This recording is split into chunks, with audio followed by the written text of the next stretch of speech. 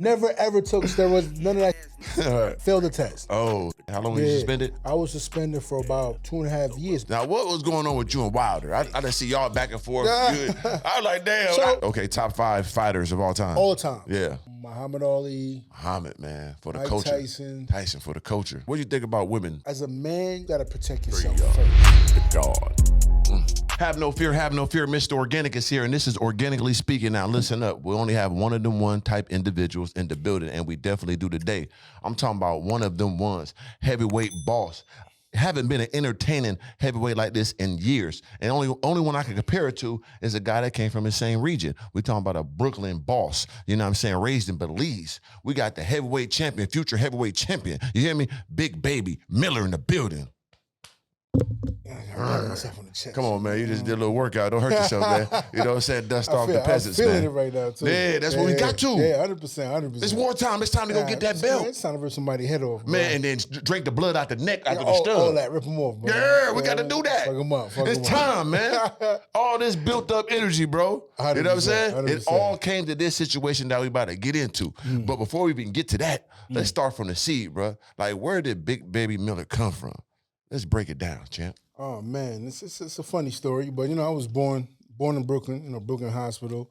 My father's Haitian Dominican descent. My mother's from Belize, Central America, and just always grew up fighting. You know what I mean? Always fighting with my cousins, my siblings, and from I was like 6 years old, I always knew I was going to box. It was like a weird thing, you know. I remember, I think Mike Tyson was fighting Frank Bruno. Everybody. VHS back in the day. Oh, yeah. So everybody would put the VHS on, they go party Saturday night and then watch the fight Sunday. Yeah. So, I'm in the house, little kid, can't go nowhere. I seen the fight with my great-grandaunt at the time. And that morning, everybody eating breakfast. And they just round the TV. And I was like, y'all watch this fight again? Mike Tyson knock him out in the second round. Everybody's like, oh, I just ruined it for everybody. But that way how Mike just brought everybody to the TV and was just stuck, I always wanted that. Like, I want to be that guy. When I see me on TV, they just stuck to the TV, right? So that always was my interest, is beating people up. But I didn't know how I was going to get into it. I just know that's what I wanted to do. Right. It wasn't until like years later, man, I came back from Belize. I was in Belize for like 2.5, 3 years because little troublemaker. Of course. 5 years old. So you couldn't sit still. My mom was in college. Sent me back home, my uncle and my aunt. And just lived in the house with like 14 of my cousins. Damn. We was roughing. Like, don't walk past the Miller house and start trouble, guys. It's like 15 kids gonna whoop your ass. Coming out. We coming outside. Wild dogs. So that really made me and my family even more tighter growing up. Like, all my cousins were in a group chat now. We all talk every day and we check on each other. So I'm very close to my family. But, how I officially got into martial arts was Muay Thai kickboxing first. And it's so funny because a pair of titties is what got me in the gym, believe it or not. The boobies. The boobies. Blonde hair, big old boobies. Her name was Coach K. Blonde, it was a white girl? Ooh, it's nobody I love early Coach with K. it. Coach K, she's my heart, man. Shout out to Coach K. Yeah, and it's so funny because that day, I just came back from Canada. I was in Canada for 2 years, fighting 2 months, about to get expelled. My mom sent me to Canada with my aunt. My cousin are half Canadian.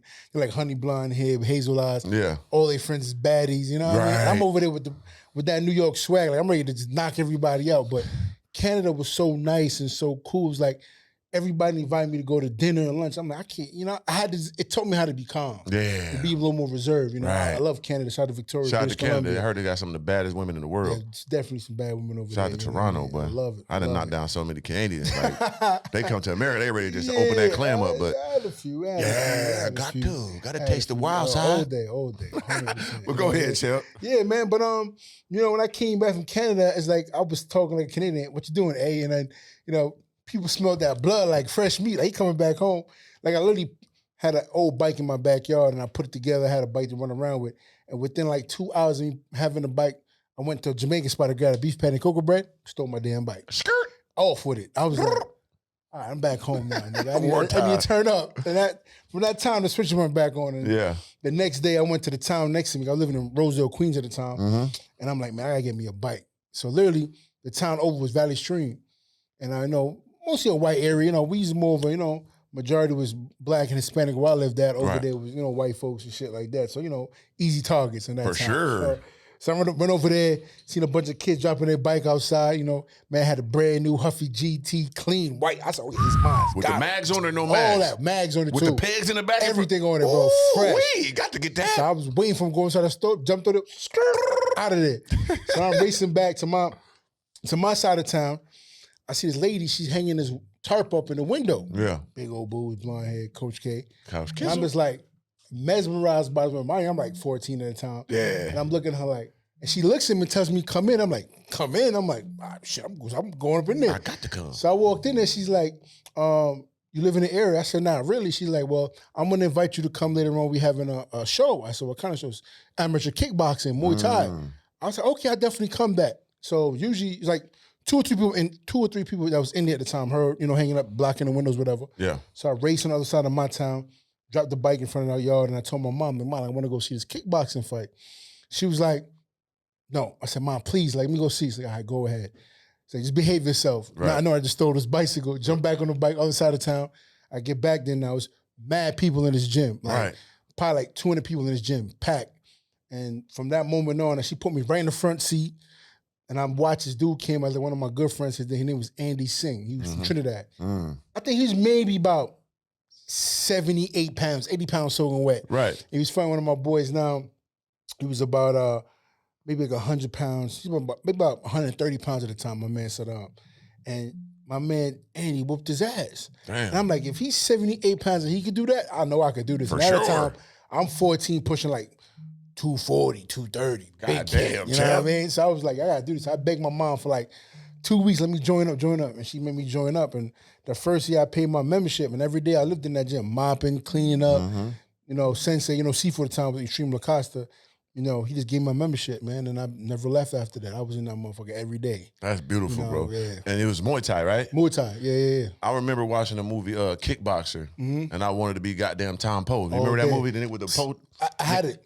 Oh man, I had the ponytail. Oh, I wanted to be I had that nigga. shit, man. I fought in K1. I fought in Glory. Yeah. I had that. I had two pigtails in the back, the long ponytail. Tough. My hair was long as shit, but I had little extensions to the end of the Hey, nigga. you know you can tell them now. You know what I mean? I can Little tell fake it now. to make it. Yeah, I fake it a little make it. But my Yeah. hair was long, but I did add it in to protect it at the time. And For sure. man, people love that shit. That's man. tough. I was like just fucking people up. So it's fun stuff. Man. I just learned how to do it because I used to fight all the time in school too, especially like elementary. Had a real problem, you know what I'm saying? You know, a little crazy, little project kid. So I was always grab the head like this and just do the knees like I was a kickboxer. And I could whoop everybody. That shit was throwing sick, elbows and stuff. They're like, what is he shit doing? was I sick, learned your it from ass. the movie, man. From my man Tom Poe. Shout out to Tom Poe, bro. Shout out to Tom Poe. Yeah, but you learned kickboxing first. Yeah. When did you get to boxing though? When you So, transitioned up? you know, a couple years go by, you know, it's like one of my best friends. Like all my boys I grew with, I would say from I was 7, 8, I would say 80% of them are still around because how we all met each other, we're all going through similar problems, you know, either broken homes or just looking for a place to hang out and chill. And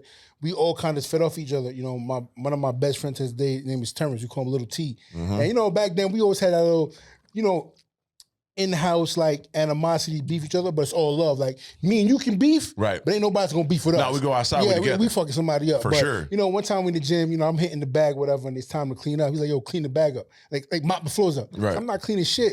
So me and him getting a little scrap. You know, Seafood came downstairs and he was like, listen, you suspended for like 2 weeks because I'm fighting, you know, with the black belt. That time I was a purple belt, you know, seniority. And I'm like, whatever. But I feel like I was wrong. Let me finish my workout, then I clean up. For sure. Anyway, that 2 weeks sitting at home, I was like, man, I'm not sitting on my ass, man. I'm going to do something. So a week prior to that, we had exhibitions at Gleason's gym. And I remember this like the old school boxing setup. And I'm like, I'm going to go there and go train. So I took like a 2-hour train ride from that part of Queens to go to downtown Brooklyn, Dumbo at the time. And I walked in that gym and I was like, all right, this is where I was going to turn That's up. it. And within like 2 weeks of me being suspended and just doing boxing, I was hitting the bag and a guy named Harry Kite, he's the godfather of my oldest son. Dope. You know, he's from the original Bed-Stuy boxing gym, training with Riddick Bowe, all these guys, Mark Breland. And he's like, you know, God rest his soul, like my big brother, Mark. And he's like, yo, listen, man, Harry, this guy can fight, man. Check him out. And Martin was the one that brought me to Harry Kite from Brooklyn. He's like, listen, this kid can fight. I see him on the bag, but he's young. Yeah. He's like, I think you could do something. He's like, I'll come spar. So I sparred Mark, and Mark was an under 16 Olympic, like U.S. champion or some shit. Tough. He whooped my ass for a round or two, but I was on his ass. Like I had no amateur boxing, but I had amateur kickboxing. Right. So they come train with me. I said, I bet. So 2 weeks I come train with him. And within that 2 weeks of going back to kickboxing, I already fucking people up, but I really was stopping everybody. And they can see the progression of how I picked up boxing. Quick. And, my sensei, C for the time, he was kind of arrogant. He's like, you can't have two masters. Either you focus on kickboxing or focus on boxing. I'm like, I'm out of here. Yeah. So for the next 5 years, bro, every day I just got up and took my ass to Brooklyn. I was like, finish school, get up 7, 8 o'clock in the morning, go to school. It's an hour and a half to Jamaica, Queens. And then from there, another hour and a half to Brooklyn. Yeah. And then finish training like sometimes 7, 8, 9 o'clock, and then come back home 11 p.m. and do it all over every day. That was my mission. That's serious because boxing is not a sport that you can play with because as you fighting and you playing with, and you actually, playing with your life. Yep. So a majority of the top boxers that I ever heard of, they've been doing it since a kid. Yeah.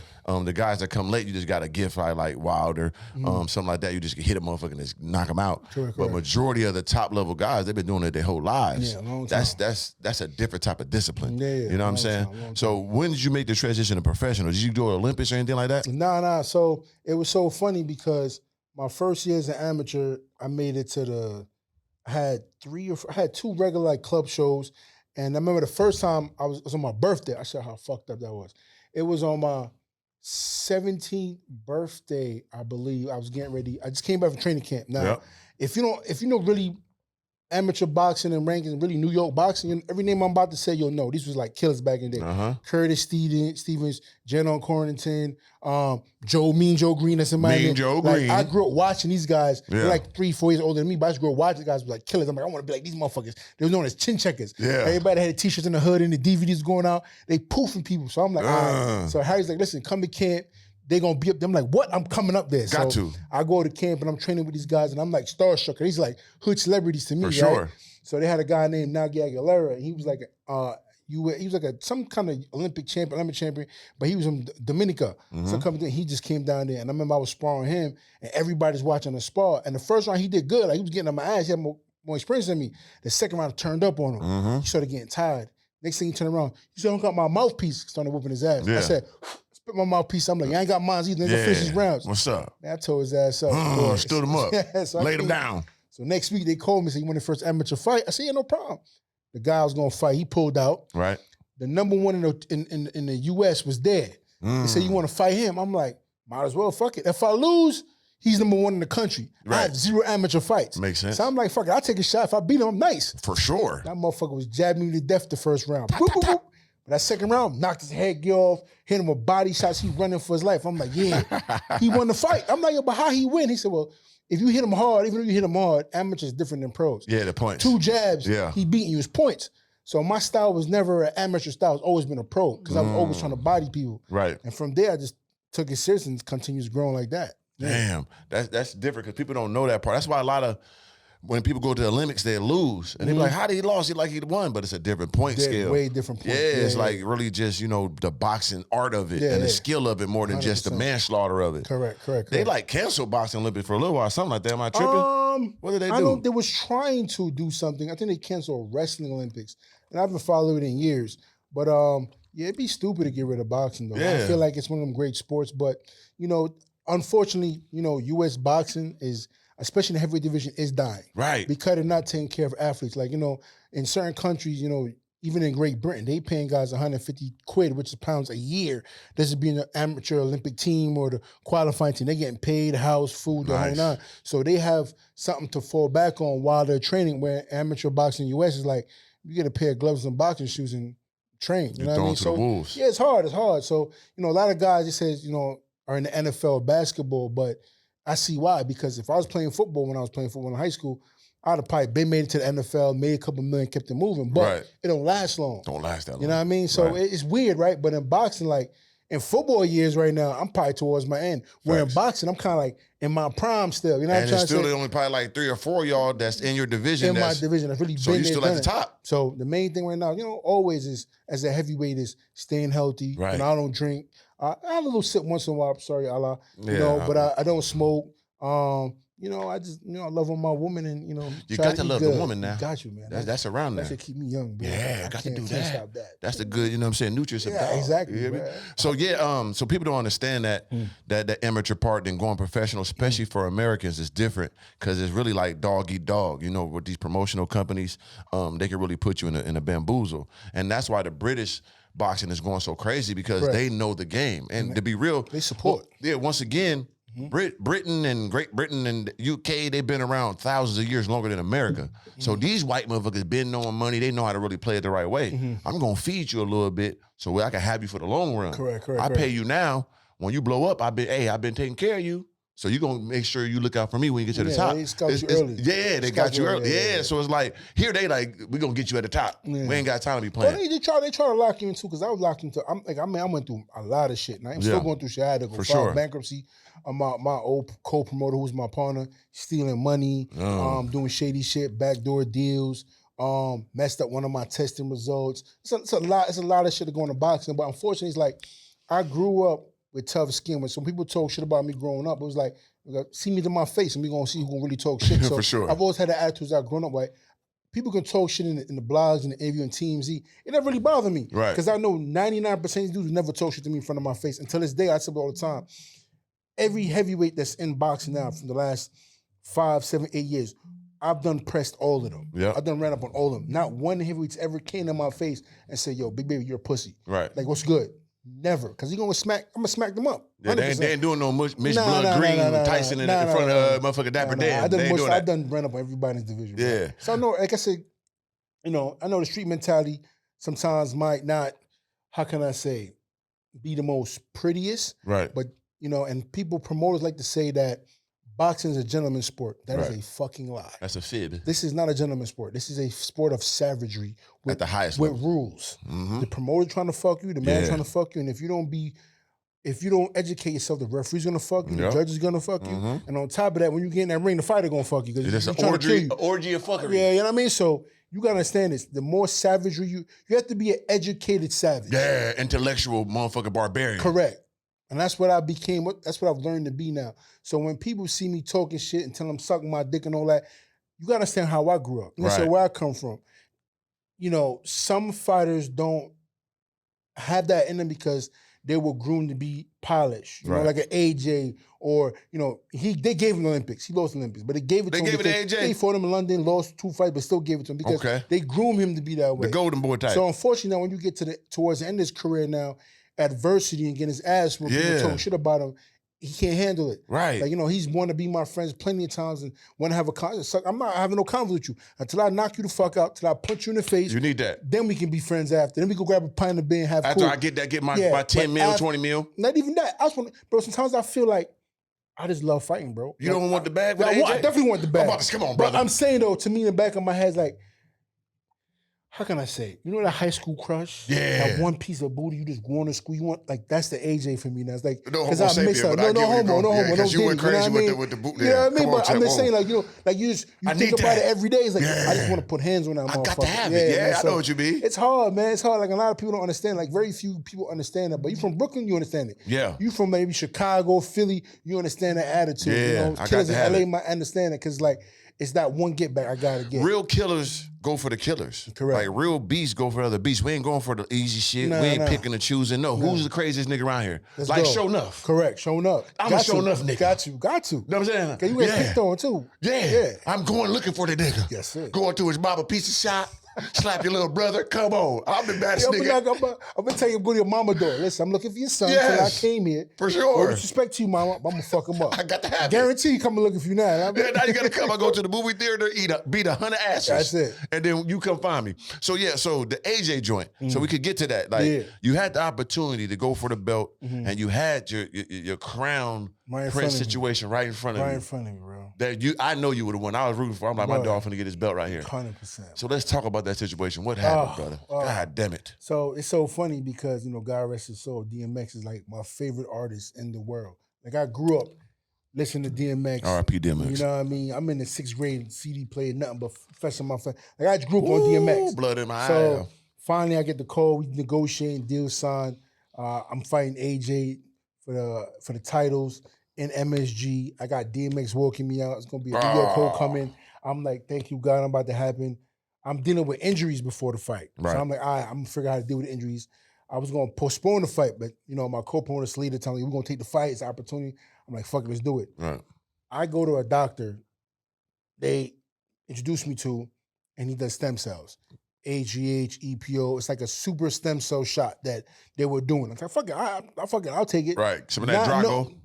Bro, never ever took steroids, none of that shit. Right. Bro, that shit, I passed my test, I failed the test. Oh, shit. I'm like, all right, we could open my next test. Right. Mind you now, you know, I went to the corner store, got one of them $20 dick pills. Gotta have one of them. Now I know it's called a black ant. Them things illegal now, man. Bro, super illegal, bro. That shit popped up in my urine. I'm like, bro, this is my first time doing this kind of drug test anyway. I'm being truthful. It's my first time taking this kind of test. And I'm like, listen, man, I never had a problem. I was open, it's voluntary. I was an open book. Yeah. Failed. Anyway, cancel the fight. The dick pill ruins you motherfucking millions in the belt. Dick For pill. pussy. Pussy, boy. Damn it. Pussy, my nigga. But my man Andy Ruiz step up, you know. Wow. Yeah. So that's the part of it that's so crazy. How did you feel that your dog shot Andy Ruiz, man, legendary? We gotta salute him. You know, first row Mexican heavyweight champion. Yeah. It's a beautiful story. They have to make a movie of this situation for sure. So how did you feel when your replacement knocked that nigga the fuck out? Bro, it's so funny because the same night when the fight was happening, it was my head coach's daughter. I think it was her Sweet 16, I believe. So, you know, everything got canceled. I said, I'm gonna go to Sweet 16 and, you know, coaches there, we're there, you know, not that far. We're in Brooklyn, the fight's in Manhattan. And then we were all watching the fight on our phones. And I remember I couldn't watch the last couple rounds. I'm like, I'm just gonna take a shit. Right. So I'm in the bathroom and I'm watching the fight on my phone, taking a shit. Okay. And some two guys come in there and Andy knocks him out. Oh my God, y'all know Coach Sosa's tight. Big Baby Miller fucked up. You could have knocked this dude out. And they don't know I'm in the store taking a dump. And you're in there. there. And they talking that shit. And I'm just like, damn, man, baby, fuck, they could have murdered this motherfucker. And I'm sitting there on the toilet taking a shit. I'm just like, motherfucker got constipated. No more turds came out. I'm like, yo, this is the most, I'm like, this is epic, bro. And I remember I recorded myself on the toilet. I got to find the video. I'm like, I'm taking a shit and Andy's beating this nigga for the championship of the world. You got to put that out. Man, it fucking sucked, boy.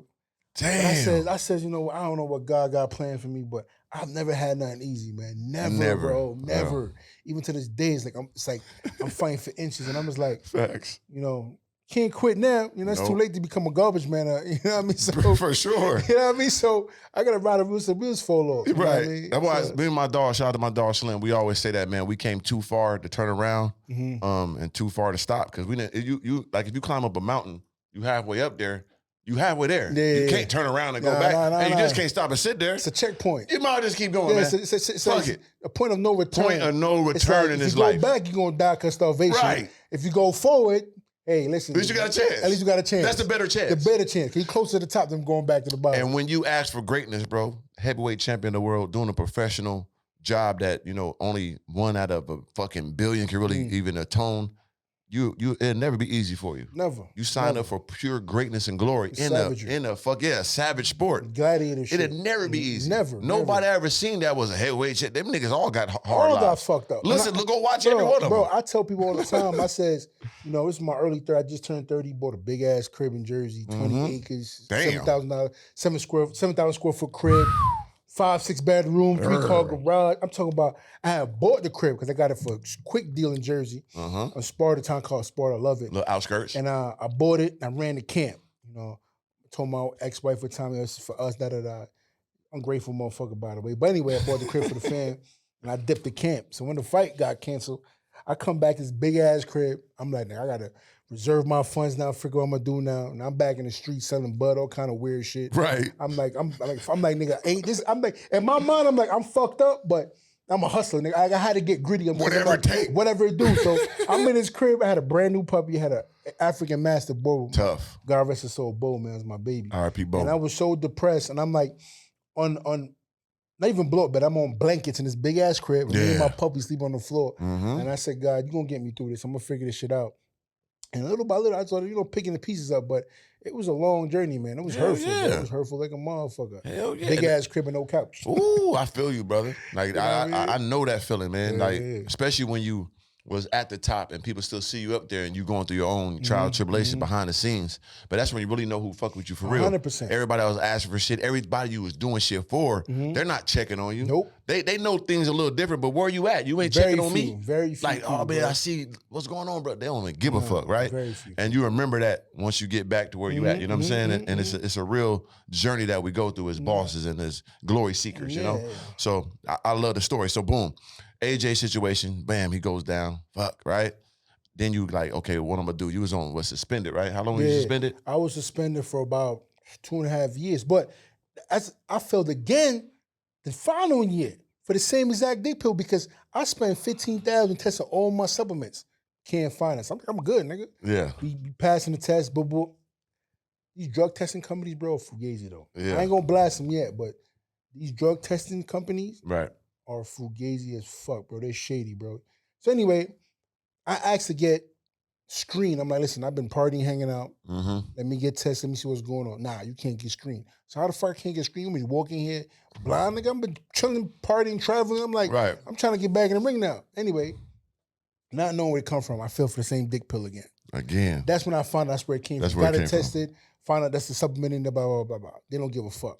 So I got suspended for 2 months, 2.5 years now. So almost 3 years now. Damn. So I'm sitting there now. I'm going back home, depressed. What the fuck I'm gonna do? Like, they got my money running low. I got a little shit on the street. Whoop de boo boo. Nigga, I'm hanging out in the strip club. Acting crazy, acting a fool. You know, doing all kind of nonsense I ain't gonna say. Anyway, Of course. me and my wife bump heads. You know, she was like a month pregnant at the time. Right. She moved out. And I'm just like, I'm not chasing after you. I'm just not doing it because I've done so much chasing. I've done provided. I shit what I'm trying to do. And I'm going through this shit in my career now. I went to a mental and physical depression. For sure. You know what I mean? So, you know, we ended up splitting. And I was like, you know what? I came to Florida to see my god brother. He had one restaurant in Palm Beach. Okay. You know, Italian Greek spot. And just watching how he's moving, like, bro, just come move with me. I'm like, bro, I ain't got no funds to really make a move right now. He's like, bro, trust me. Just come to, Florida's always my escape place. I said, fuck it. Came back around Thanksgiving like 2020. Put my house on the market, packed all my shit up, and just jumped in one of my trucks and drove down. Yeah. I sent out 2 trucks, put in storage. I was living on a farm for like 3-4 months in a bedroom. I went from 7,000 square foot house to like a 200 feet square foot bedroom on a farm with my brother and my 2 dogs. I've been there. And I said, and it was cool because it's me, him, my other god brother. And my god brothers, they're white and Italian. They're Italian and Greek, right? So those are 2 crazy white boys. And we just sitting there chilling, talking about how shit, we just grew up in New York and Far Rock doing dumb shit in New York. And he was in between jobs and trying to figure restaurant shit out. And I'm sitting there with my last like $400 in my pocket. Oh, yeah. So I got to feed my dogs. Yeah. I got to put gas in the truck. I'm just like, yo, God, figure something out. So Come on now, I don't ask for too much. Yo, But I'm like, hey, yo. don't be a bone. So, so this investor come around, Barry Home, nigga, a good guy from Boca. He's like, listen, come meet me, let's talk. So I'm like, all right, fuck, I'm gonna drive down there. Damn right you go drive down there. Made a deal with him. He brought like $800 million. So Right. I do a deal with you, sponsor you for the next couple of years, whatever, figure shit out. So I got back and got me an apartment real quick. That's how I built my way up. Then my house finally sold. It's a couple $100 right there. Put that up. So, I worked my way back and kind of stayed low key, you know what I mean? Because I didn't want to get into the Miami lifestyle and showboating. Yeah. That was never me. Like, I come outside and have fun, but that Miami show shit is not me, and I'm not going to spend my bread on hoes and doing dumb shit. Facts. You know what I mean? So I kind of stay low key and invest in doing small shit on the side and had to go file my divorce and figure out ways how to put my bread aside so, these heifers can't get it. You got to do that. Got to do that. Yeah, that's so important, though. And see, the part you touched on that's so, man, that's mandatory for a nigga is having good friends. 100%. Because I've been through that same situation. When I was in Malibu at my peak, all them cars and all that shit, I always had my dog with me. Shout out to my dog Slim. It's like, when that shit dropped on me, had to go to Switzerland and refigure it out, bro. From the 5,000 square foot mansion on top of the fucking mountain in Malibu, you know what I'm saying, to the 4-story house in Hollywood Hills. I had to give all that shit up, go to Switzerland and figure it out. When I had to come back, my dog had a situation for me. You know what I'm saying? He had a little crib for me to stay at. You know what I'm saying? It was like, damn. Like how you say you went to that room, that was the same situation I had to go to, from the biggest mansion and to a fucking room, and had to figure it out. But I had somebody there with me. Correct. That gave me that balance. It gave me a time to pause, to figure out my life for real. Just like you did. You paused, figured it out on the farm, and then something came. Blessing came. That happened to me. I came to Miami. So I know that feeling. So people out there, you got a good friend, make sure you do them right. Man, Not only do them right, they do you right. You know what I'm saying? You got to reciprocate that You shit. gotta be around people that's in the same, that understand you though. Like Yeah. authentic motherfuckers. Because a lot of people pump fake and, you know, being around you just because what they can get. But facts. You know, shout out to my boy Adrian Clark, man. Protect yourself at all times. My boy from Texas. Yep. I mean, other than my cousin Kevin, my close friend, he's one of my good friends that like, yo, I mean, he called me religiously like every couple of days. Yo, you good? Damn you good? right. Yo, bro, we gonna be back. Da da da da. And yo, man, and really, them phone calls meant a lot because it's like you look your kid in the face, you look your mom in the face. She's like, nigga, I was ready to run up on a couple people and blast them. Damn right. I was like, nigga, I'm not gonna kill myself. Like I wasn't gonna. Like I thought about suicide one time. Like, said, nah, I ain't ready. Nah, it's never me. But this motherfucker right me talking shit, I'm gonna run up on him. Yeah, you know what I mean, Rambo. Like, promoters and all that. I'm like, I'm ready to go air them out in New York. And I had to really sit back and I'm like, God made me for this. Yeah, that's all preparing you for the glory because you gotta be tested. Yeah. You gotta be tested to have a testimony. And once again, like I told you, like I said in the beginning, like anybody going for greatness on our level and the attention and the power we got, the influence we gotta show the people on the outside that if we could do it, they can. Because we going through it at the highest level. Imagine somebody that's losing their little job and it ain't little, but you know what I'm saying? Yeah, man, I saw Big Baby lost fucking 10 million, didn't get this fight, and he's still going. I can give me another job. You see what I'm saying? 30 million out of contract, nigga. That shit. Come on, man. 100 million you was gonna get because you was gonna knock him out. Knock his ass out. Rematch and beat him again. I ain't gonna keep going, but we know it's gonna be 100. We know he's going. Yeah, I know where it's going. So, but it's all right because you're gonna do it all again. Yeah, we coming, baby. We coming. AJ situation, boom. Now, what was going on with you and Wilder? I didn't see y'all back and forth. I was like, damn. So, I mean, listen, one thing about me is, man, I am one of the realest niggas you ever gonna meet. I don't pop shit unless I believe in it. But, you know, and I told him I wasn't gonna talk about it no more, but I just go quick scam about it. Just quick. You know, DJ Self from New York is like, you know, like a big bro. Now, I'm always in the strip club with him. You know, that's how I met most of my girlfriends in this fucking strip club. You know? That lifestyle is retarded, but you know, those niggas addicted to it. So anyway, you know, I'm always hanging out with DJ Self, and you know, we go to a club one night, we all hanging out in VIP, and Shorty and another girl was there. At that time, her name, I know her as Telly. She was working as like a MD in Jersey, little small apartment, humble girl, pretty, but you know, I did some homework on her. She used to date some ball player in LA from the Clippers and blah blah blah. So now she in Jersey hanging out. Hang out a few times, you know, had some fun, shit, you know. Yeah, and then I was getting ready for a fight for kickboxing in Vegas. So we kind of disconnected. So I hit her up and we talked. And she's like, yo, I met somebody. And she sent me the pictures of motherfuckers got matching tattoos, L-O and V-E on her hand or some shit like that. And I was like, that was kind of quick. I'm like, hey, congratulations, you met some rapper nigga. God bless you. She said, laughing like, you know, rapper. I said, all right, no problem. But I ain't paying no mind. I'm like, I'm not giving her no problem. Next thing I know, Deontay, her take it. I said, how the fuck y'all met? I took it to our first boxing match in the casino out in New York. Okay. So I'm sitting there, I'm just like, this is fucking hilarious. So anyway, she was like, put a little funny shit up, da-da-da. I like it, not really paying no mind. So this is July 4th, Independence Day. I think it's like, I don't know, 2015, 16. Deontay calls me like, yo. Called you. You know, I'm dealing with Telly now. Okay. He just won the belt. So whatever year he just won the belt from Stavern. It's a few months after that. Okay, Stavern, okay. And he was like, yo, you know, I'm talking to Telly now. I said, that's what's up. You know, we gonna do the thing. What you mean, bro? Like, I love her. I said, bro, that ain't the one, nigga. Oh. I'm like, bro, and I'm like, you the heavyweight champ now, bro.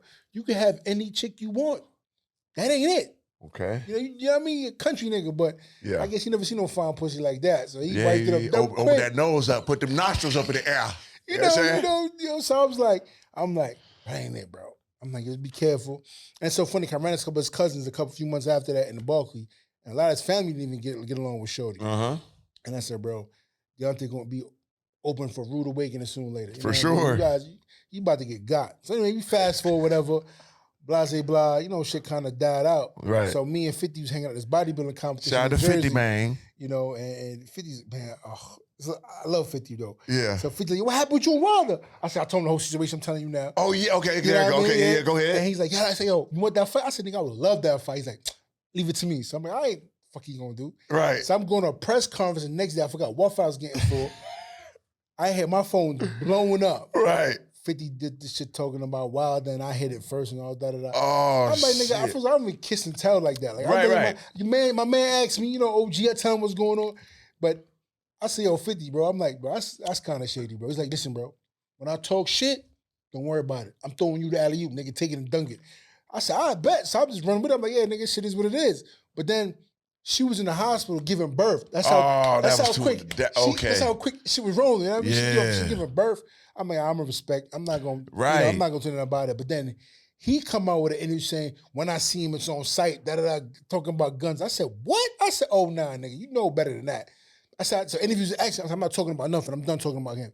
So I seen him in the Barclays Center a few months ago. I ran up on him. Yeah. And his brother stood up first. I'm like, I ain't here to talk to you, little nigga. I'm here to talk to your brother. Right. So I walked past him. Said, what up, nigga? We gonna do this or what? Now let's keep doing your his whole energy was different. Cause we was in the Barclays. Right. You know, a bunch of Crip niggas with me in course. Berkeley. So I'm walking down. I'm like, come walking down. I'm like, what's up, nigga? What's good? Right. He said, nah, you keep doing he didn't want no smoke. Yeah. He done mush niggas, hit niggas in front of they. I said, do that Definitely to me. have, yeah. Nah, I ain't do that shit with me.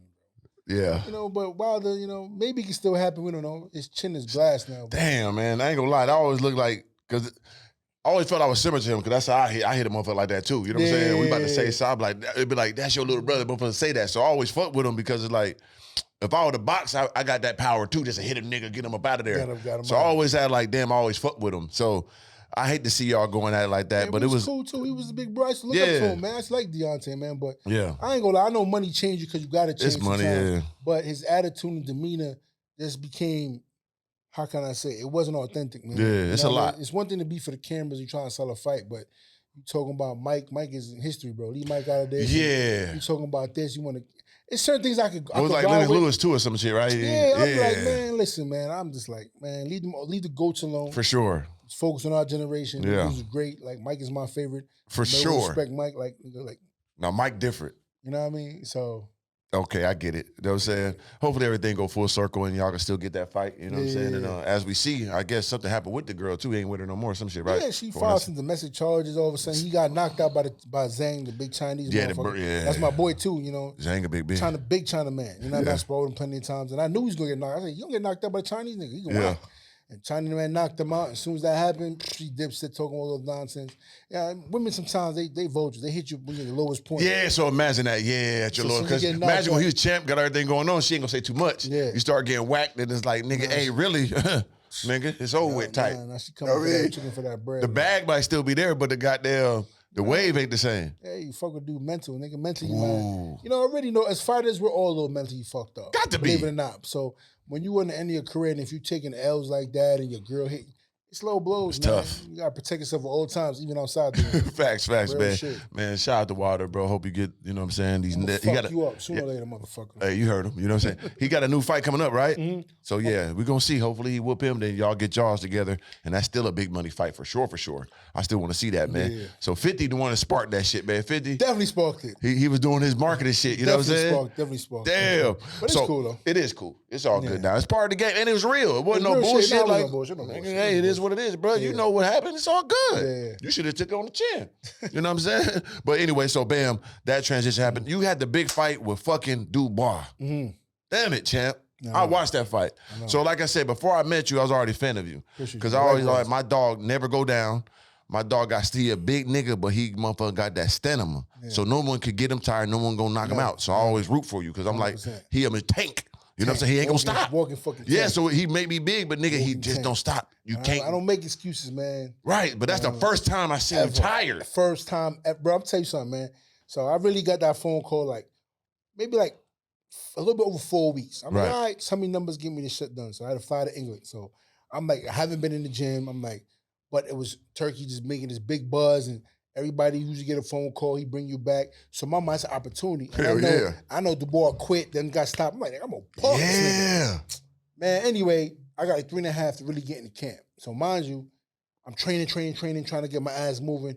But I'm like, damn, I got enough time, but I'm gonna do my best. I'm gonna do what I gotta do. Camp wasn't too bad, but it wasn't long enough. But I said, if I do what I do and I compose myself, I'm gonna get him out of there. Bro, the last 5 days since I get to Saudi, the co-promoter was a piece of shit, Demetrius Leader, sends me a lawsuit for $5.5 million. He sued me for $5 million. Oh my God. Then I don't get the contract for the fight, literally like 5-6 days before the fight. So I'm hashing through the contract to get the shit finished, whatever, blah, blah. So I'm dealing with that bullshit between 3 different lawyers. Yeah. Then I'm dealing with my divorce papers. Whoa. So I got to deal with this shit and making sure my finances and accounting is all right because I got to hand this shit to the court. Mm-hmm. Then one of my best friends I grew up with fucking dies. So I get the phone call. I'm like, what the fuck? Your dad's in his sleep. So all that shit, like 5 days before the fight's on my mind. And I'm like, we put up a petition to get like equal judges. They shut it down. So it's all, so even though it was in Saudi Arabia, Frank Warren is a promoter. He's British. Yes, he is. It's all British board boxing committee.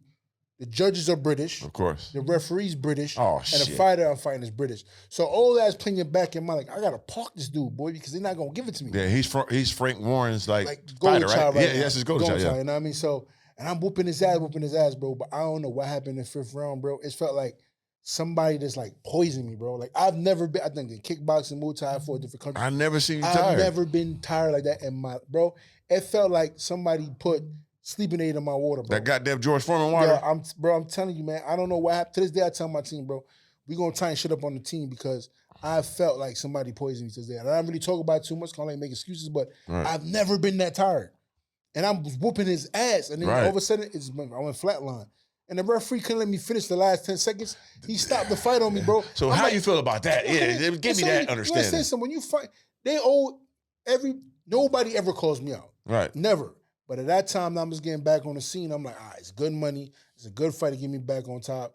I'm going to fucking take it. But Frank Warren knew they was getting me not 100% me. Right. So he said, fuck, we're going to take you. Beat Miller. You're going to Nobody knew who the fuck Dubois was. Right. I'm the one that upgraded his career. I'm For the one that sure. Nobody, even AJ was the main event on that card. Nobody was talking about that card in Saudi Arabia. No. When I did that shit and talking that shit went viral. Most definitely. And so, they know baby do, man. They try to use me as a stepping stone for that fight. They got lucky, but never again. Nigga, I said, I ain't taking no fights last minute, not doing it no more. And then, I got the Andy fight. Right. And that was my boy. And I said, they offered me, I'm like, I'll call you back. Click. Right. Yo, Andy, they offered me a fight to fight you, bro. He's like, man, how much? So I told him, he said, I'm getting a little more, so you get some more.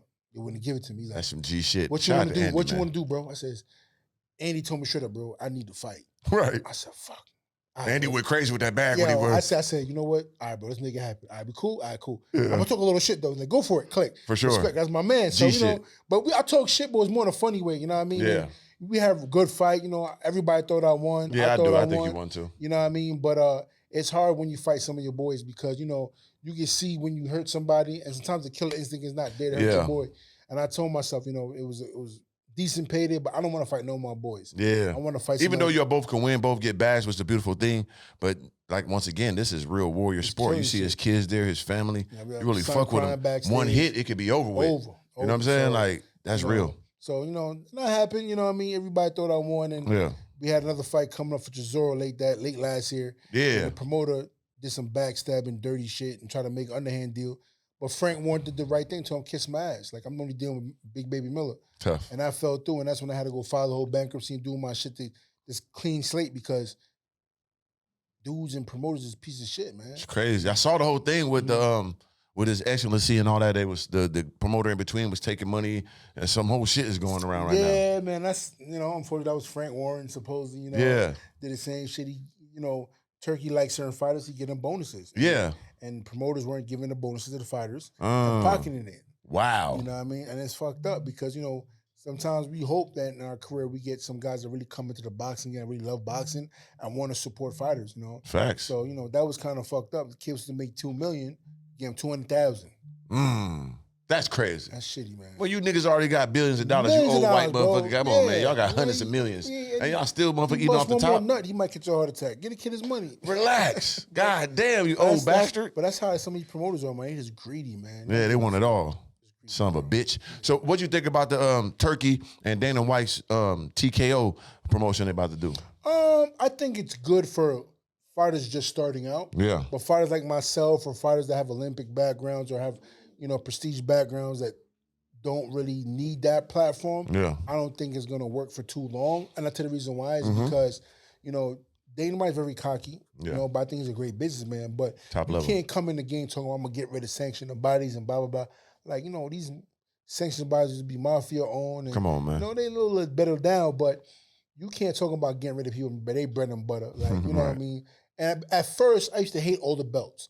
But I tell you the reason why it's better that we have 4 belts. Not too many. 4 belts is fine because they've been around, has history behind them. Right. Because now what happens if you got 4 top main guys and they fight each other, then you know who the main champions at the end of the day. If you got one guy that has 1 belt, what happens is there's legal terminology where they can tie up the belt. Right. A lot of guys fake injuries, hold on to the belt. Then it's now they sue the sanctioning bodies and they don't have to take a mandatory challenge. They can fight 3 bums before they fight a challenger. So it's a lot of statistics and shit that go behind closed doors you don't know. But the 4 belts actually kind of keeps it honest because if you have 4 guy belts, listen, you got to fight the champion. Yeah. That it puts process of elimination a little better. Yeah. Then you have Dana White, and you see how they monopolize that game. They buy all other good promoters to come up. They buy this other, Strike Force, FC back in the day. They buy these competitions up. And they have their 1 champion in-house. Yeah. You know what I mean? Well, you're not going to fight, you're going to fight this. And it's sad because I know a ton of UFC fighters. I've seen a ton of UFC contracts. Yeah. And it's some nasty business. Yeah. You know what I mean? So he reminds me of Vince McMahon, how he did with WWF. WWE. Yeah. That's how he kind of run it like that, like monopolize the situation. You know what I mean? So you gotta go through me regardless. Yeah, I don't give a fuck you hate me or not, nigga. Ain't nowhere else for you to go. You know what I mean? And that's you gonna kiss the ring. If I want to fight, 3 months later, I can't fight. Right. So now you starving, got to pay your bills. Now you get a call, you got to fight. If you don't take, I love the guy to turn down no fights. Yeah, that's to brainwash you to do whatever I say. Now you fucked up. Now you got to take a fight. You got to feed your family now. Right. And that money fighting, that fight ain't worth shit. Right. You got ex-champions now that was making $2 million. Now they making $300,000. It was after 1 loss. You know what I mean? It's sad. You know what I mean? MMA is a beautiful sport. I love it's a wonderful sport. But the business side of how I feel UFC's doing it.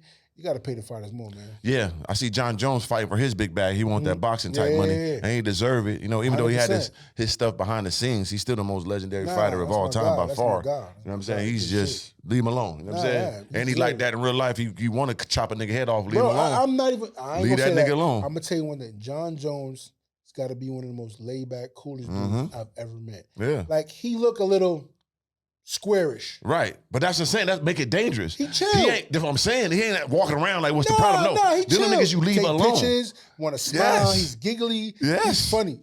Nigga choke you the fuck out. To sleep. Ain't gonna poke your eyes in. 100%. Leave them type of guys alone, 100%, man. Nigga. I'm not wrestling, John. Kickboxing, boxing, I'm going to hold my own. Okay. Me not falling on the floor, I'm like, you know what, John? I ain't even going to because when you open up all the chambers of fighting, he mastered all of them. Yeah, he got it, bro. Now it's going to be a problem. Nah. You know what I'm saying? Listen, I'm a bad motherfucker, and I'm fucking up 99% of people on the planet. Yeah. But John Jones in wrestling, and he different too. I saw a nigga doing the cave shit like the white boys be this much of room in that motherfucker. Yeah. That nigga do the tactical training. He got the crazy dog. This nigga really. He outside. He the Black Rambo. He outside. Yeah. John's outside, man. Shout out to John Jones, man. And I had a couple bitches from Albuquerque, man. They said, you ain't playing with the bitches either, Chap. Yeah, I know. I had a cold one in Albuquerque. Listen, I ain't gonna talk about John. But hey, we know. Hey, John, I fuck with you, Chap. Yeah, one of them niggas. So boom, Chap, you got a fight coming up. You know what I'm saying? I don't even, what's this guy's name, man? Looking like Kirby and all that, man. Who this nigga, man? Fabio, I call him E.T. Okay, E.T. phone. Yeah, he definitely looked like E.T. from the movie. Name's Fabio E.T. Worley. Former British heavyweight champ. I think he's 18-0, 17 knockouts. His first 15 fights were all tomato cans. Guys were like 1-5 records, 7-10 records. He did beat one of my good friends, my little bro, David Adelaide. Okay. Another top British heavyweight. He wasn't 100%, I feel like. He had an injury shoulder, but he won the fight. Yeah. And then he fought another, I think it was a silver medalist from Britain team, which is Fraser Clark, big guy. Yeah. But kind of soft in the heart. They went to a draw, good scrap. Then he had a rematch against him and knocked him out in the first round. And so now I guess, Frank kind of put the battery in his back to where he wants to fight me now. And I said, send me the numbers and work about it. We're talking about it. You know what I mean? So we're here now. We didn't officially sign the contract as of yet, but I like to promote fights and up that pre-promote. Pre-promote. And make that motherfucker check go a little bigger. Oh, you gonna give me that? All right. I'll do a press conference though. Yeah. Pay me now. Yeah, I need that. Pay me now. You see the numbers on that? See the numbers that? How many things that's so? All right. Come on, chap. They know what they were trying to do though. They know what they do when they bring me, you know what I mean? So I don't know if he really like Fabio or not, because I'm gonna knock him the fuck out. For sure. We two different kind of breeds, man. Yeah. You ready for that? I'm ready. Yeah, you need that, because this is gonna set the course. You know what I'm saying? I think they were trying to get Tyson and AJ to fight. I think they said that's almost signed. No. I don't think that's signed yet. There's still talks about it, but I haven't heard anything about it right now. My team actually won the AJ fight. Of course. You know what I mean? So AJ wants it. His team says no. Yeah. We don't want that smoke. They don't want that smoke. How you feel about Fury right now? I feel like him and Wilder knocked each other goddamn bolts out their brains. 100%. They both got missing screws. Right. They did not their shit loose. It's over with. Tyson's a big bro, man. Yeah. I said big bro. You saying fucking age, but yeah. Tyson's a good dude, man. Tyson a legend. I love Tyson, man. He's a good guy, man. But yeah, they definitely walked out a little different. Right. They walked in, so, they went too many war times, man. Too many, bro. Too many times in that ring like that. Too many. Both of them laid the fuck out and kept going. Yo. Getting hit like that by them big ass niggas. Fuck they shit. I fuck with Tyson though. Tyson is like one of them dudes like, cause I always told people like niggas be thinking they crazy, but you know white people look crazier in real life. You know what I'm saying? But Tyson comes from a crazy line too. I know he's a gypsy, so he ain't even a regular white man. Nah. He's a gypsy. Y'all gotta do your research. Y'all gotta do your research on gypsies. These niggas like gold. They got the bitches. Them niggas are different. Like the fight. They fight as they cleaned up the fight. So don't think he's just look at this white. No, you're not knowing who you don't know this guy. He comes from a family of bare knuckle street fighters. You know what I'm saying? They bred for this shit. He love it. From what I heard, his dad and his mom got together just to breed a fighter. And they got Come on, Tyson, man. So and they did that. They did that shit. And they had a whole goddamn process. He called him goddamn Tyson and all that. He did that, man. He ain't a regular person, man. Shout out to Tyson. I just hate he had to beat our black motherfucking champion like that. I just hated that shit like, god damn, champ. But I fought with both of them. Yeah, they good. But it had to be the white man beat the nigga that was undefeated, goddamn, champ. It is what it is. It is what it is, huh? Fuck. Hey, Tyson, we want to see you back, though. But how you feel when he fought Francis? That was kind of crazy. Man, there's so much shit that I've learned about that fight. Yeah. I'm not even gonna say per se, but you know, Tyson wasn't really taking Francis too serious. Right. But you know, he almost lost that fight. And it kind of propelled, you know, Francis to the AJ fight. Whoa. You know what I mean? But like I said before, there's a lot of shit I keep telling you, boxing a dirty game. Right. When there's money online, they let a lot of shit slip through you don't even hear about. Right. You know what I mean? But I think Tyson learned his mistake from that exhibition with Francis. Right. Supposedly. And he turned up. He's like, no, fuck that. I can't be playing around. I'm not sleeping no more. Yeah. Right. Francis is a big guy. He can't crack. Right. You know, he gonna have to box in fundamentals, but the boy can't fight. And that's the difference, right? Because because AJ call him what he want, but he still got more fundamentally based. So correct. He could see that mistake he was doing by dropping that hand. They was training on that. So soon he did that shit, it was open every time. Bang! He couldn't fix it because you didn't learn these procedures your whole life, dumbass. Correct. So every time he do that hand, out of there. Out of there. Damn. Out of there. Made AJ look like a fucking gladiator again. He ain't fighting nobody. I'm trying to tell people, I'm like, listen, man, this game, it's like smoke and mirrors sometimes. For sure. When he got his ass whooped by Usyk 2 times, who the fuck did he fight? Dylan White was to fight him. Dylan White failed the test, and he put in a last-minute replacement. I think it was the Viking. The nigga that Deontay knocked out. Correct. Him. He jumped in there, knocked him out, and it still went 6-7 rounds. Still, yeah. Then he fought, I think it was Francis after. Yeah. Then he fought Francis, and then he fought OoTO and Wilder, who just didn't show up that night, man. And then, he's back, and da-da-da. I'm like, right. Whatever, Negro. And that's how it goes sometimes. It'd be like, because that Klitschko fight was good, but Klitschko was goddamn antique at that time. He still goddamn. Klitschko had him on the floor, bro. For sure. You know what I mean? But at the same time, as Klitschko says, like, he didn't pull the trigger for some reason. He always do. And it's like, I was like, damn, Klitschko had him out of it. You know what I mean? For sure. Klitschko, people forget how he used to crack with that motherfucker, that straight. Boom! Out of there. God, that motherfucker used to throw that bitch. I was official sparring partner for like 7 to 8 camps. For real? 21, 22. Only had 2 pro fights. And I was going to camp, going to war with him. Fucking him up to all kind of shit. That's how Tyson Fury learned about me. He was like, this kid's a fucking problem. Yeah. I had no amateur background, but 10 fights, but I was going, that's how I made my experience, was going to training camps. Going to camp with top pros and amateurs and kind of seeing what's going on and wearing motherfuckers out. That's different, You know bro. what I mean? That's different. I didn't know that shit. So you from New York, the home of the boxing greats. Even Brooklyn, that sector is legendary for their boxing. Who's your favorite New York boxer? Motherfucker, write that. Fuck all that. Write Brooklyn. Let's go to Brooklyn. Who's your favorite? My favorite? Yeah. Gotta be Mike. Mike. You know, I grew up on Mike. Yeah. Give me top 5. Top 5. Brooklyn or all in total in the world? In total. Total New York. Oh, total New York? Yeah. Oh, man. Mike. Yeah. Zab. Zab that nigga. Shannon. Shannon the Cannon. Damn, that nigga legend. Riddick. And the last one, I'm going to say Serrano. Serrano, okay. So now still active. Still active. Okay, top 5 fighters of all time. All time. Yeah.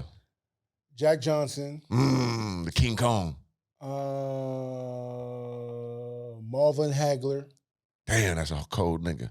Helmet head. Muhammad Ali. Muhammad, man, for the Mike culture. Tyson. Tyson for the culture. And the last one. Ooh, it's a hard one. It is. I would go between James Toney. Lights out. Evander Holyfield. Real deal. Or I like Melvin Taylor too, though. A lot of people know Melvin Taylor. Fast hands. Those would be my top. Yeah, I fuck with him. I like Tommy Hearns. Tommy bad motherfucker. I got different ones though. I got Tommy Hearns. I got my nigga Prince Hasim Hamed. Okay. Before the hands went out, nigga was legendary. Correct. Legendary. He was a movie. I like Savages though. But yeah, you going for Savage? I go Savage. Hearns was a Savage. Hearns was a Savage, but not like Marvin Hagler though. Hagler was a little bit more because he put him down. Jack Johnson, Savage. Okay, you go Mike, for Savage. Mike was Savage. You know what I mean? Yeah, I go for the niggas that was, you know what I'm saying? Yeah, flamboyant, a little pretty. Yeah, you know I fuck with Floyd. Yeah, I love Floyd. I think Floyd number one of all time. Floyd's definitely one of the bad motherfuckers. But Bad nigga, man. But, you know, I go guys I can relate to more. Yeah. Stylistically and mentality. You know, like I said, Floyd worked for everything he had. But the kind of shit that Marvin, Jack... They was a little different. Ali, so what he the fared against the big three, like the Hearns, the Sugar Ray and Duran? I feel like Marvin Hagler was the best. That's what I'm saying though, because them niggas were different animals though. I feel like Marvin got a raw deal against Sugar Ray. And he was out there after that. Yeah, but out of all of them, to me, Marvin was my favorite. Marvin was a monster. Mentality man. was just different. Monster. Just coming in to kill you, eat your fucking heart. And he was that's what I just love about him, man. War. Them niggas was different. Yeah, when he switch on, kill. Switch off. Right. You know what I mean? Them niggas was different, bro. Like I was saying, that's when I was a kid, like seeing Sugar Ray limp. That nigga was a bad nigga too. They just forget because he just calm and sweet kind of guy. But you watch that nigga in that ring. He trying to tear your head off. Eddie Hearn. My man fucking Hearns too, man. He was. Oh, damn, Tommy Hearn. That right hand out of there. What he did to the red, that tap. Boom! That was crazy. Sitting on him. Right hand rocket launcher. That's how he tried to come against Marvin. Come here, nigga. He ran the juice. Yeah. He was coming. But the Hagler don't get tired. But Hagler knew what was going to happen. Hagler, listen, if I sit down and let this motherfucker line me for right hand, he going to send me home. Right. So guess what? We going to make it dirty from the bell ring. Take you to my world. And that's what he did. And that what happened. Most people couldn't weather that storm. But 100%. And that's what a lot of boxers and fights in general, what people don't understand is weathering that storm of those first couple rounds, first couple minutes. That's going to show you who a real dog. Correct. And I love Mike. One of my favorite personalities. Fuck the boxing. We got 3 different personalities in Mike that's so fucking legendary. The stoic one, right? When he go in that metaphorical, when he go deep, what is a planet? When he ask a motherfucker that, why are you alive? When he go to that mode, right? Or he go to, I ain't nothing. I don't exist. What are you? I'm just molecules. How am I even alive? What? That shit be top level when he go there. Or he be like, I had kids. I didn't even want these kids. Like you be like, whoa, but you get it. Yeah. Mike different. Yeah. But it's like, for Mike, it was like, when he had to go against him up, but that really was cracking him. It kind of, you know what I mean? He had to do it first. He had to do it first. Like you said, I fight. Sometimes you fight out of scared. So right. Because like I'm scared, but if I show it, I'm gonna get got. So I'm gonna jump on you first. Right. And it's true too. Sometimes you gotta fight fire with fire. You know what I mean? Right.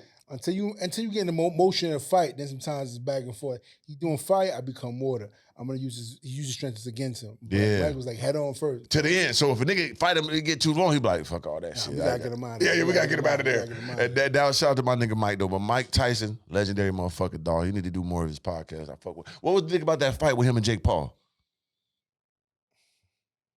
Damn, huh? I felt Mike held back. Mike, something was wrong, Mike. Mike just had a goddamn blood transfusion. Yeah. Mike was kind of goddamn. You see what I saw when he walked, he type tripped on the walk, and I said, oh no, somebody. I respect it. You know, we gonna respect my nigga getting the money. They got the Mike got to pay, they go home. You got to get it. Yeah, man. I didn't want the Apollo Creed him though. I didn't want that to happen tight because shout out to the white boy Jake. You know what I'm saying? Because I know you held back. They say what they want to. I felt he let him ride at the end. I think the last round, Jake kind of held back a little bit. Because he didn't hit that canvas, bro. Yeah, we had to go find Jake, man. Go find fuck Jacob. Yeah, you can't. Yeah. And one of my coaches now, he trained Jake. Shout out to Third. Shout out to him, man. Coach for Jake now. So, I think it was. You understand something? It's entertainment. It's entertainment. You know what I'm saying? He got a big bag Netflix. Mad at that. This nigga hot 40 years later, got the biggest boxing match just about ever, no matter how you want to calculate it, came out to be that. Nigga Mike was the first nigga Lambo out the motherfucker Lambo truck. First nigga, Tiger Crib. First nigga, Gucci Dapper Dan. You hear me? First nigga, Henry Winston diamonds for no reason. Outside. Oh my God, Outside what? in Brooklyn, chilling. Stop it, man. Chilling. Mike, we love you, brother. Yeah. But yeah, so now we here, man. I got another question for you. What do you think about women these days, bro? You know what I'm saying? We interact with a lot of women. Being a person that's a heavyweight boxing, you know, millions of dollars, big baby Miller, how was it interacting with these women at your pinnacle? I never really kissed and tell, so I think females kind of see. Like, I'm not a flamboyant person, Right? Like, I ain't gonna lie, I didn't move in the shadows, man. I done smashed a lot of niggas' wives. That's how you do it, though, in the shadows. But I realized too, you know, going through what I've been through with my ex, you know, I'm a little more reserved now. You know what I mean? But as a man, you gotta protect yourself first. Fuck all that. I don't give a fuck how bad a shorty is, or how good looking, or what she's speaking to you. Nigga, ain't no woman ever got me. Come on, Chad. I don't give a flying fuck. Not my ex-wife, not my girl. Not you ain't never gonna get me. Because what reason why is because I say that. Unfortunately, I'm sorry because I've seen what other men have went through. I've seen red flags. Yeah. We're all human beings and we all make mistakes. Most definitely. So based on that equation, I gotta protect me first. A wise man learns from mistakes of others, not their own. Correct. And I made my own mistakes outside of relationships. So now that I've seen my mistakes in boxing, I gotta play defense. So unfortunately, everybody say offense. Nah, you're only good. Your offense only good as your defense. Yeah. So I've always started to play defense from a long time ago. Before even you know, my disappearance from boxing, I started playing defense 2 years before that. Smart man. You know what I'm trying to say? So sometimes when I hear, you know, athletes file bankruptcy and do things, smart. Yeah. You know what I mean? Business. Don't feel like it's not because they broke. Sometimes by protecting assets and leaving things to your kids, because I've gone through too much hell to give it to a woman that's ungrateful. Come on now. And I have 3 babies that I have a 14, a 3-year-old, and a 1-year-old that's dependent on me to become something. For sure. You know what I mean? So I'm not gonna give it to a woman just because she was hanging around for a little while. We're not doing that. Right. If you riding with me, like my girl now, she riding with a man, that'll be earn that. Cool, I got you. Help me start a business, the whole nine. Come on now. But you understand this? There's gonna be days when we gotta comb it back. We focus on other business now. Damn right. You know what I mean? Because what happens, Instagram is the biggest lie ever. Oh, is And it? females love, she doing it. I don't want to see that shit. Get the fuck You know out what of I here. mean? My man doing 18 years in jail. Put that shit up. Nigga, like, how he get this? Cause why? Because we want that fast lifestyle. And we didn't educate ourselves on how to keep it. So we're back doing it again and we make mistakes. For sure. So I'm not with all that. You know Yeah, what I it mean? makes sense, bro, because they always want to say, oh, do this for a woman and why don't you buy her nothing? I just met this bitch 2 months ago. 100%. My dukes need something. 100%. My nephews and nieces need shit. Yep. My brothers need shit. Yep. I don't know you. I had so many girls in line. I want to go here and do this. What's your credit score? Yeah. You got 700? I said we can get some bread to give. Oh, I got something for you. I got something for you. We can do this together. Da, da, da. Oh, I don't want to. No, I can do that. God bless you. I'm not buying you no bags. No bags. I'm not buying you no shoes. No shoes. I'm not doing that. No, what no. I can do use, give you a line of credit. Okay. You're going to buy some cars, put them on, rent them out for you. You know what I mean? We get a rental property, get your FHA 3.5% loan. You know, I get my company to home management. You know what I mean? We get my little 10% over there. We can do that. I like that. You know, we get a salon together. You boutique. Open up you know what I mean? They like the eyebrows. You know what I mean? Let's do that. Oh, they like the lip You know fillers. what I mean? Shit. Do something like that. Let's do that. You know, I got my dealer's license. We could get a couple cars. We want to flip cars. We could do that. Yeah, go to the auction. Something. Yeah. Something. Talk about making some money. That's what we talking about. You want me to break my pockets open? Help me make some money. Yeah. And that's so funny because when you talk to an investor, you want to invest in your product, the first thing you got to open with is, I can help you make some money doing this. Ooh. That makes sense. Tell me more. Ooh, I'm interested. You know what I'm trying to say? Right. You're talking about, I need this and you're speaking wrong, man. Whoa, who are you talking to? Yeah, that makes sense. Cheap, I'm the smart. That's all it is. Even if I am cheap. So shit. I'm cheap with you. I don't know you. 100%. Fuck you. 100%. Say what you tell everybody I'm cheap. 100%. Tell everybody I'm broke. I buy my mama whatever she want. Yeah, my mama ain't saying that. Whatever you want. My nieces ain't my saying sister that. get whatever she want. You can say what you want. Yeah. The motherfucker call you broke, he'll do nothing for them when they got less than you. 100%. So what are you?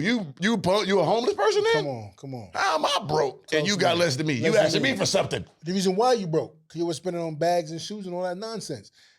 So, but Miami too, I tell people all the time, my boys want to come to Miami. I say, yo, let me tell you something, boy. If you coming out here to show off, you're going to go broke. You can't win. If you coming out here to make money, you can win. You can win. But you got to fake it till you make it, I believe that in some Gotta points. add a little spice You to got a this little paprika. something. Yep. You gotta look proper, Yep. look to the point, and this is what I'm about. Stick to your guns because it take the one girl and one guy to drag you into a circle, and you want to be out every night. Yep. Nah, I'm not doing that. It's a fact. I want like a 2-month stay in a party and hanging out, and I woke up, I jumped on that scale, and I says, my belly, I'm like, I can't even see my dick. I said, Oh, nah, no. I be like in the gym, nigga. Yeah, you gotta get in there. Gotta see the Willy Wonka. I said, no that's homo it. I sapien. said, that's it. Yeah. Back in the gym. That's it. Focus. That was it. Cut everything off. Focus, man. It's That's so it, man. important, man, because you know they always talk about who's the prize of the situation. What do you think? Like for what you just told me, it's kind of obvious. So my thing, men are definitely the prize, Right? But a good woman can add to you. Most definitely, 100%. Break that down, baby. So the thing is about this, right? I'm a boxer, Mm-hmm. right? And unfortunately, yes, we love to have a lot of women around us, Mm-hmm. but sometimes we see the right woman that's godly, feminine, just how can I say the word I'm looking for? Just now I'm gonna say obedient. We gonna say obedient, subservient. We gonna keep it light. Yeah, you know what I mean? And it's like, it shows you like, wow, there's a woman like this around. Yeah. Like I want to provide for her. Yes. I want to do everything for, and at the same time, she's helping me emotionally. Because man, we like an emotional woman that's for us in a way where That it's like know us. love you, kiss on you, hug on you, cook for you. Cause I'm gonna tell you one thing. If I'm it's a Friday night, my boys call me to hang out, and my girl said, baby, I made dinner for you, da da da da. And I know when I go home as a peace of mind, I'm like, your boys, We I'll going see you home. tomorrow. I'm gonna chill out, boy. I'm going I'm home, gonna spend man. time with wifey right now. But if you know you're going home to hell and shit talking and dealing with depressing shit and talking about Instagram and your phone and all that, I'm not going home. It's over with. I'm gonna take a long way to get home. You damn right. You know what I'm trying to say? So Trying to find me some a DM on the way. I might gotta divert the home. 100%. But you understand something? As a warrior, we go in the world. We are the prize. No question about it. We are the kings out here that gotta go out there and conquer, kill, defend. Yes. And anything won't pass the line, I'm fucking them up. And I got you, baby. If you Yeah. with me, you with me. With me, 100%. So like we are the A side. I always say that. Like you a boxer, so if nigga the A side, then when nigga on the marquee, who's the one? You trying to fight me? You trying to win me, baby? Correct. But if you do it the right way, I got you. Because 100%. nothing gonna elevate a man more than a right woman. 100%. That's gonna motherfucking 100%. know what you like, know what you need. Because people say what you bring to the table. It ain't about the table, it's what you bring to my table. Correct. You got to know me. Correct. You got to know, okay, he do content about, okay, he interview people, let me figure it, oh, you should interview him. That little shit? Yeah. Oh my God. Especially if you take it upon yourself to help your man business grow, he gonna look at you more as an asset. For sure. Listen, I'm a boxer, like, I gotta pay somebody to do my meal prep. Babe, I'm gonna do a meal prep. Come for on you. now. All right, cool. All right, my baby, she can cook. All right, babe, here's a little extra change. Man, hold that. Babe, Most do my meal definitely. prep. All right, babe. I got your laundry cleaned up, house clean. Crazy. All right, babe. Da-da. You know, because I'm a natural provider. Yeah. I fuck with you, babe. What kind of? I'm gonna give you money for a business, Right. Which I've done plenty of. Let's more than build. about 3 times already. To a female I've dealt with, like, listen, what kind of business you want to open up? How much I make a year? Mm-hmm. All right, give me a business proposal. Right. Give me the deck. All right, cool. Hold that. Give me 30% of the company, and here's the bread. Run with it. Run with it. And what they do is either fuck it up, Of course. want to hang out, start the business, get cocky. Because they hang out got to with- work. They don't want to do They don't nothing. want to do nothing, bro. So a lot of females say they want to do something, but when they finally get that, you're not doing It's it. nothing harder to be an entrepreneur. See, that's what they think. Like, I could do a boutique. Or you know how to do promotion. You know how to do marketing. Mm-hmm. You know how to get the signs. You know how to get out there and get clients. You know how to retain these clients. Mm-hmm. Are you going to treat them right? You got customer service. Have you worked on all that, baby? Yeah. You just woke up a day and then you're going to do this. Nah. No, this entrepreneur life is the hardest shit ever because Gotta you be a buying savage. freedom. You gotta be a And savage. everybody ain't free. These people got regular jobs. Mm-hmm. Nothing more legendary than being a person that can have freedom. And that's gonna cost you a lot. A lot. And these people aren't willing to do that, men and women. So I 100%. want to hear all this shit. Nigga, you ain't put no work work in. in. Put me on. Put you on what, nigga? What, What nigga? have you What? done? You gotta be Don't come to savage. me. Savage. I put my motherfucking life on the line too many Getting times. punched in the fucking head. Come man. on, champ. I don't know what's gonna be my last fight. I got 5 more to go. But whatever I got left, I'm delegating my finances a certain kind of way. Facts. Just in case Yeah. a nigga might die. You're right. Just in case I walk out this door, I might get shot. Just in case I know you the woman that's for me. Guess what, babe? This is for you. Facts. Take care of my family. Right. That's the main thing is you might be here now. You show me something else. I'm going tomorrow. Guess what? You done fucked over my kid. You fucked over my family. So a lot of times females don't see it for us because unfortunately in America, especially in this country, marriage don't benefit the man. Don't It does not. It break does not that down benefit for him, the man. baby. You know what Break I mean? that down for him 100%. because you've been through a divorce. Yeah, 100%. I mean, listen, it's so funny to me that you can be married to somebody for so long, right? I love you, we have multiple kids. The minute we not getting along no more, that's the worst motherfucker on the planet. You didn't figure it out from the first kid or the second kid that's the worst motherfucker on the planet. Why are you having 2 more kids with that motherfucker now? Right. How is he that much of an ass all of a sudden? What always went wrong? And unfortunately, the system in America does not help the male to get back on his feet or even give him his own self-worth, because once a mother breaks up, the mother gets this, she gets that, the kids get this. But yeah, let's get to the nitty-gritty. What is the reason why they're breaking up? Okay, what is a man? What is she bringing to the table? Right. Okay, what can you do? Nah, it's automatic. But you already know how the system is. They want to get money out of you. Yeah, it puts you in a different type of bind. So that's why I tell guys, I don't like, a woman got to have something too, because you have something to lose. Like, why would I bring a woman in my life? I got all this stuff to lose, and she just coming along and she can leave with my shit. No, I could take some of your shit too. Correct. How about that? Or we just gonna be fucking having a good time. Bitch, you ain't got nothing like me, then hell, we just gonna have a good time. You ain't got nothing to lose, bitch, I do. You ain't gonna get no free ride over here, and you just gonna run away with my greatness. Run away with my shit. What? But you want 100.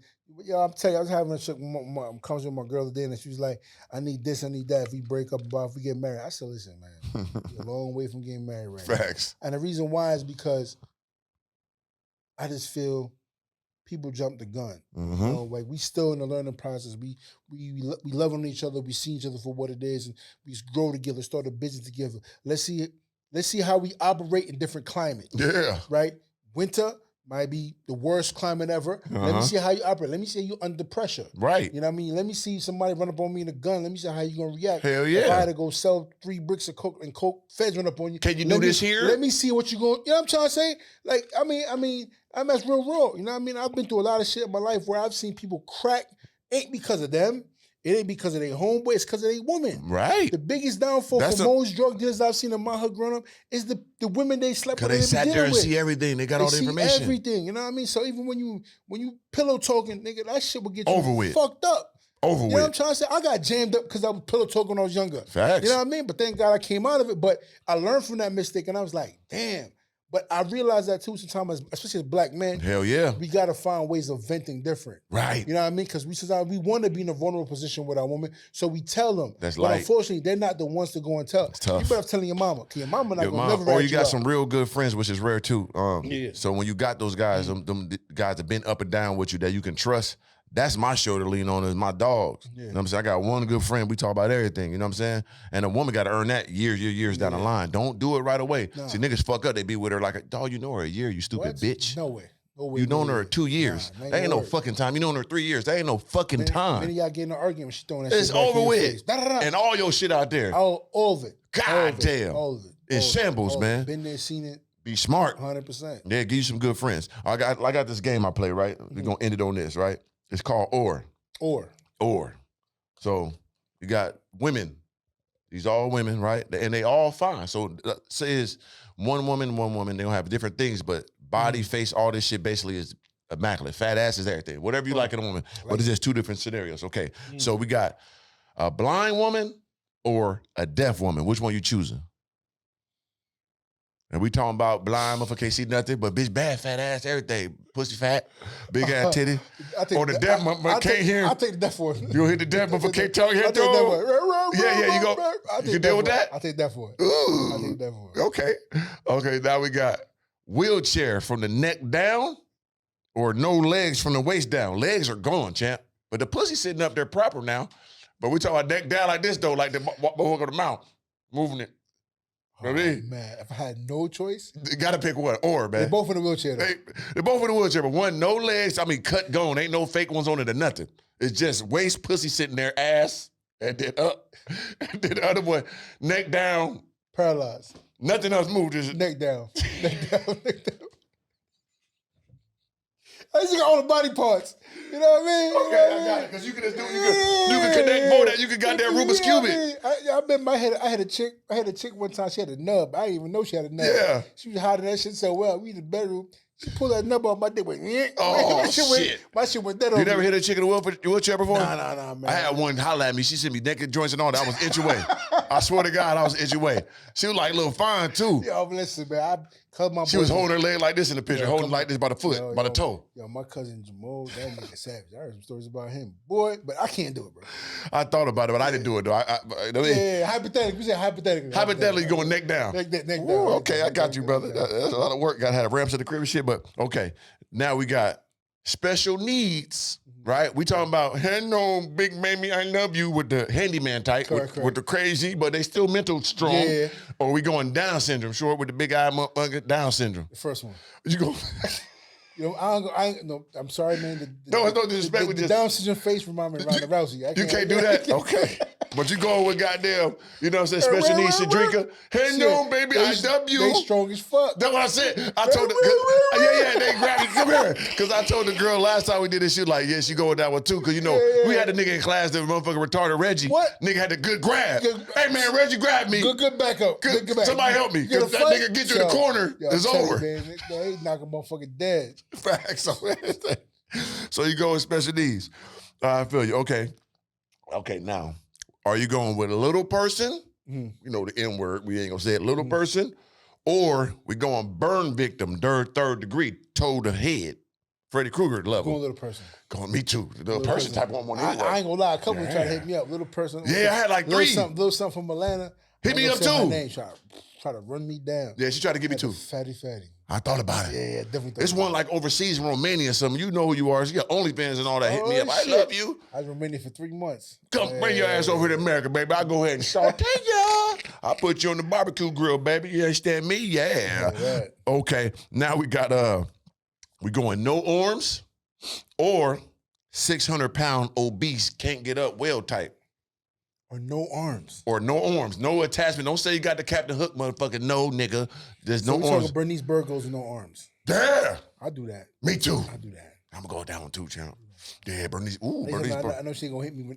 I saw a bad chick that was on Instagram with no arm, with a fat ass and all that. I think she's from Brazil or something. Oh shit. I DM'd her. Yeah, she ain't hit me back.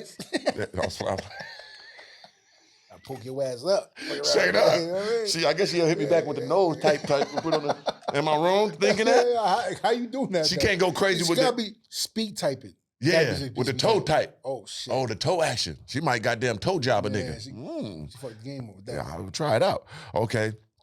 Are you going to take a chick with a super high-pitched voice, or are you going like a severe stutter and lisp type girl? High-pitched voice.